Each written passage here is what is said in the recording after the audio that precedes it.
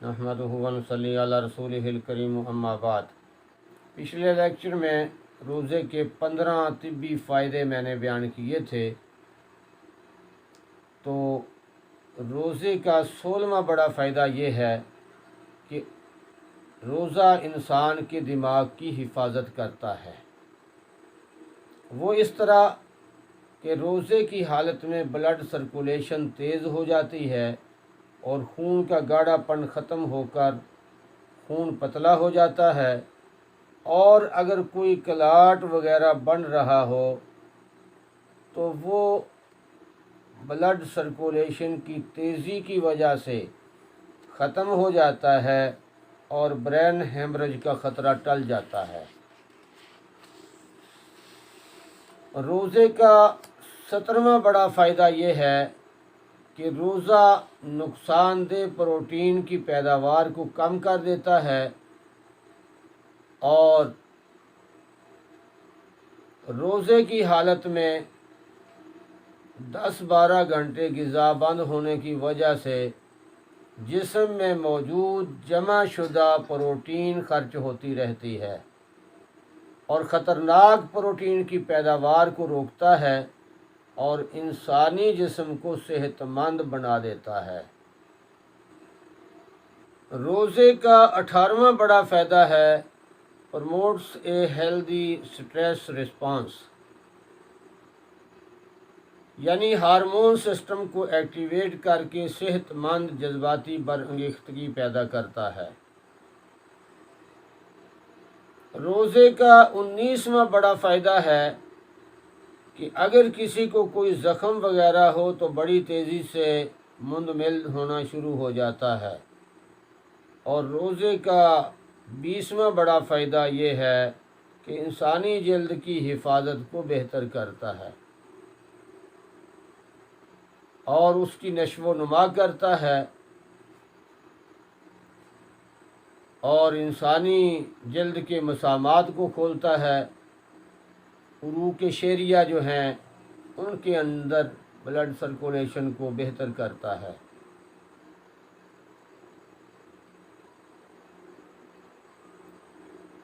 ये थे वो 20 फ़वाइद जो मेडिकल साइंस दानों ने पेश किए हैं। डॉक्टरों ने इस पर रिसर्च की है और इसको डॉक्टर एडवर्ड ग्रोक अमरीकी डॉक्टर ने जमा किया है। अज़ीज़ साथियों, रोज़े के जो फ़वाइद मैंने अपने पास आने वाले मरीज़ों पर मुलाहज़ा किए, उनको देखा, परखा और समझा, उसके मुताबिक रोज़े का एक बहुत बड़ा फ़ायदा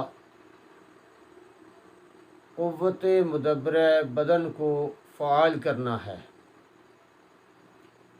क़ुव्वते मुदब्बिरे बदन इंसान के बदन के अंदर का तबीब है। जब क़ुव्वते मुदब्बिरे बदन एक्टिव होती है तो वो अज़ खुद अमराज का कला कमा करती है,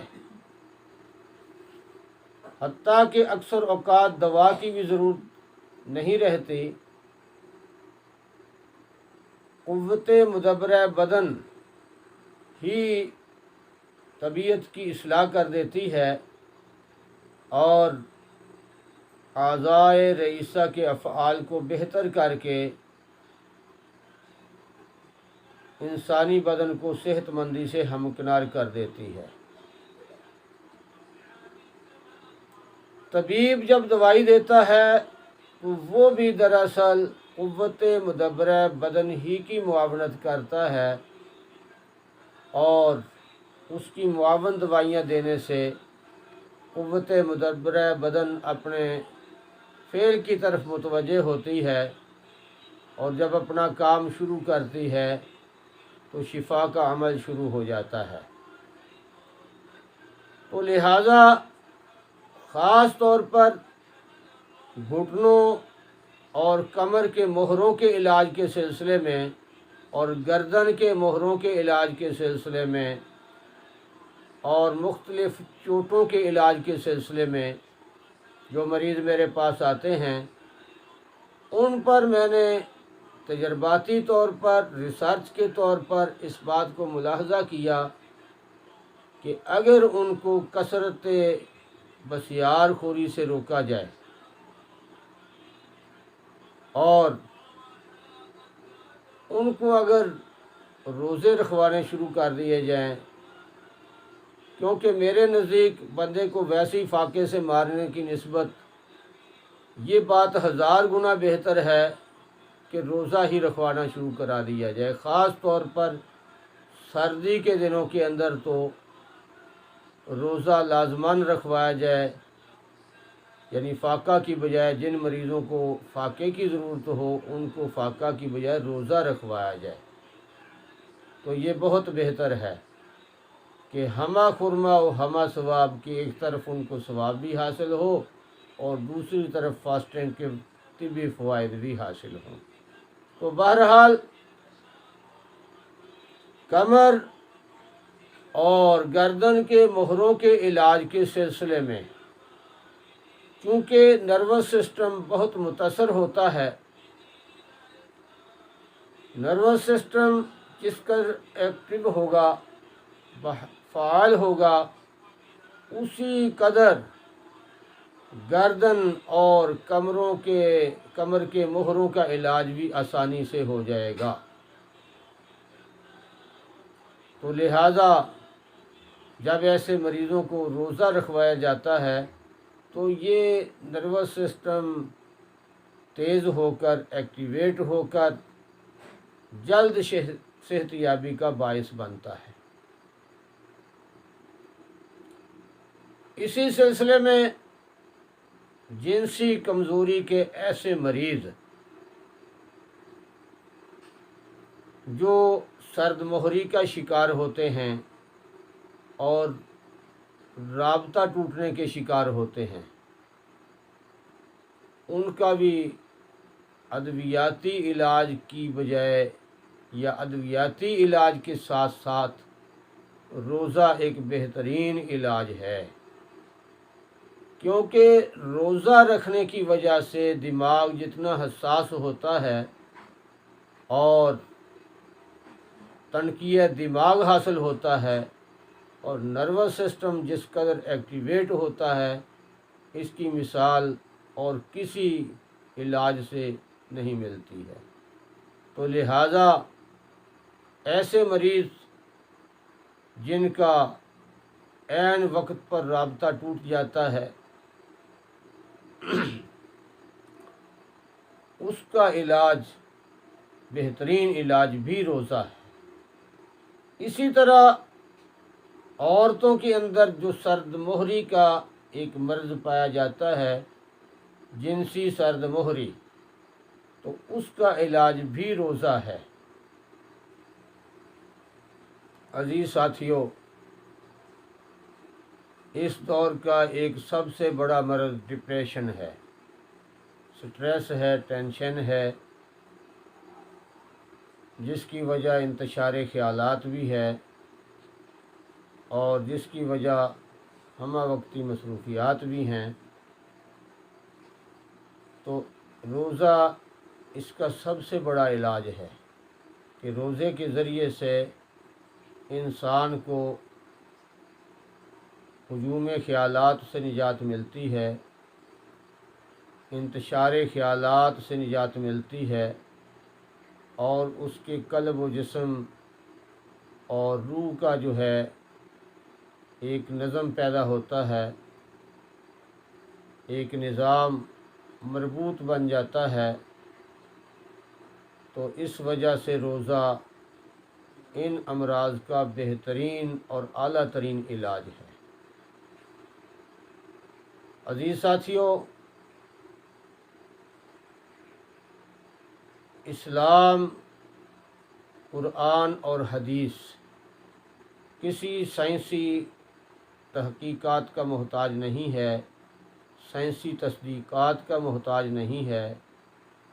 आज की साइंसी तहकीकात सब के सब अल्लाह तबारक व तआला की कुदरत के राज हैं। ये साइंस कोई नई चीज़ नहीं है, बल्कि कुदरत ही के सरबस्ता राजों में से कोई राज इन लोगों को मिल जाता है और वो इसको अपनी रिसर्च समझना और बताना शुरू कर देते हैं। तो इस्लाम और कुरान, हमारा दीन और मज़हब साइंसी तस्दीक़ात का मोहताज नहीं है, बल्कि साइंस कुरान और हदीस की मोहताज है। हम बयान सिर्फ इसलिए करते हैं कि जब मुसलमान अल्लाह तबारक व तआला के इन अहकाम की, इन साइंसी तौज़ीहात, तिब्बी फ़वाइद, मेडिकल साइंस की रोशनी में पढ़ें और सुनेंगे तो उनका ईमान और ज़्यादा ताज़ा होगा। जैसे एक मिसाल है कि इल्मुल यकीन, ऐनुल यकीन और हक़्क़ुल यकीन की मिसाल हज़रत डॉक्टर आरफ़ी रहमतुल्लाह अलैह ने बयान की थी कराची में। फरमाया कि इल्मुल यकीन ये है कि हर बंदे को पता है कि चाय गर्म होती है, तसव्वुर में, ख़्याल में ये होता है। फिर जब वो चाय उसके सामने आ जाती है तो वो चाय के कप में से भाप को उड़ते हुए देखता है, तो उसको ऐनुल यकीन हासिल हो जाता है कि वाकई चाय गर्म है। लेकिन जब वो चाय के कप को उठाकर होंठों से लगाता है तो चाय की लबसोज़ी और लबरेज़ी की वजह से उसको हक़्क़ुल यकीन का दर्जा नसीब हो जाता है कि वाकई चाय तो गर्म है। तो साइंसी तहकीकात जितनी भी सामने आती हैं उनके ज़रिए से ईमान इस लिहाज से ताज़ा हो जाता है कि देखो आज ये हज़ारों साल बाद साइंसी तहकीकात बता रहे हैं, जबकि हमारे नबी अकरम सल्लल्लाहु अलैहि वसल्लम ने हमें 1400 साल पहले ये हकाम सुनाए हैं, जिसकी हिकमतें दुनिया के साइंसदान, फ़िलासफ़र आज तलाश कर रहे हैं। और मैं कहा करता हूँ कि इस्लाम की अहकामात की हिकमतें इहाता तहरीर में लानी मुमकिन ही नहीं। दुनिया ख़त्म हो जाएगी, ये हिकमतें ख़त्म नहीं होंगी, ये कुदरत के राज ख़त्म नहीं होंगे, दुनिया ख़त्म हो जाएगी। और इंसानी समझ, इंसानी अकल, इंसानी दिमाग एक महदूद चीज़ है। इस्लाम की हिकमतें लामहदूद हैं। फिर इसकी मिसाल एक ऐसी चीज़ से देता हूँ, ये मिसाल भी हज़रत डॉक्टर आरफ़ी साहिब की है। दोस्तों की महफ़िल में तशरीफ़ फरमा थे। एक जेंटलमैन ने जदीद साइंस से मुतस्सर एक बाबू साहिब ने अर्ज़ किया कि हुजूर, इस्लाम के कुछ अहकाम हैं जिनकी हिकमतें समझ में नहीं आती हैं। आप खामोश हो गए, खामोश रहे। चंद लम्हे वो देखता रहा तो डॉक्टर आरफ़ी साहिब ने वो चाय का कप अपने हाथ में उठाया तो उसको दाएं बाएं से गौर से देखने लगे। देखते देखते फिर उसको टेबल पे रख दिया, फिर उठाया, फिर रख दिया, फिर टेबल को घूरने लगे।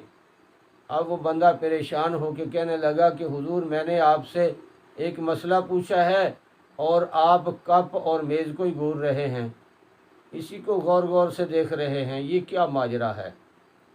तो हज़रत ने फरमाया कि मैं ये सोच रहा हूँ कि ये टेबल इस कप के अंदर समा सकती है या नहीं।